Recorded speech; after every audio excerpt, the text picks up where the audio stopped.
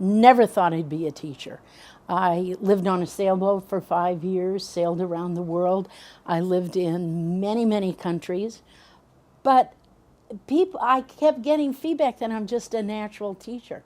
So I started working with severely emotionally disturbed children in a non-public school. So then from there, I ended up in the public school system, and I've been there for 25 years as a teacher, and I've had various roles in the district.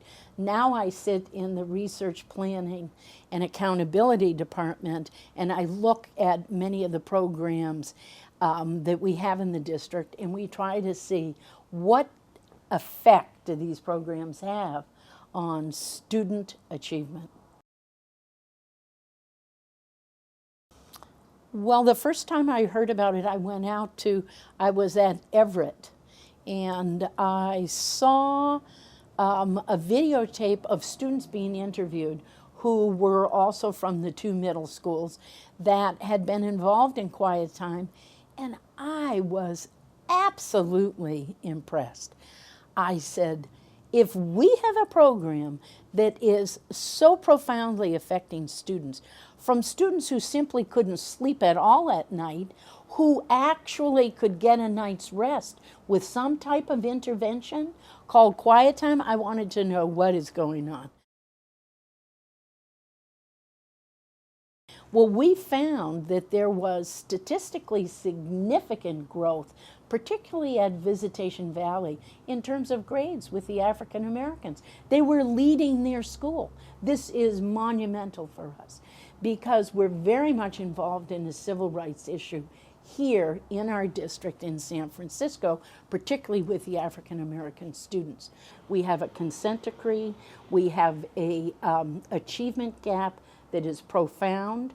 We have one of the highest achieving urban districts with the largest achievement gap. So when we see there's an intervention that is dramatically for the positive affecting African American students, we have to investigate. So you have a student who's quick to anger, has difficulty focusing, concentrating, they have internal struggles. It's generations of trauma that they have experienced. This is not something they have control over.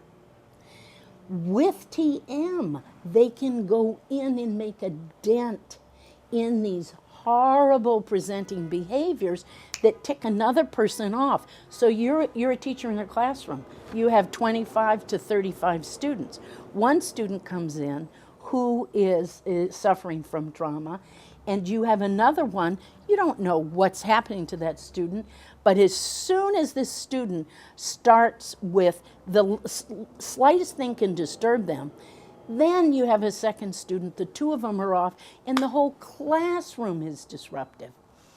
So if we can if we can show that for post-traumatic stress syndrome children, this technique makes a difference, look at it compared to 27 sessions with a very high-priced psychiatrist. And this is something a child has control of. It's giving power and voice to the human being. That's a profound thing. Students are, their attendance is better. We also see that they don't get suspended or sent out of classroom, so there's more seat time. And it's just very, very exciting, a program like this. And to bring it to school children is very exciting to me because all my years' experience, they in fact are our future. And what used to disturb me when I worked with children in non-public schools is the adults around them wanted to just write them off. How can you write off a human being? They still have needs and aspirations, and so this nurtures that. This allows them to go inside and develop themselves. It's a very profound program that I think can make a huge difference, and I'm very proud to be part of that legacy.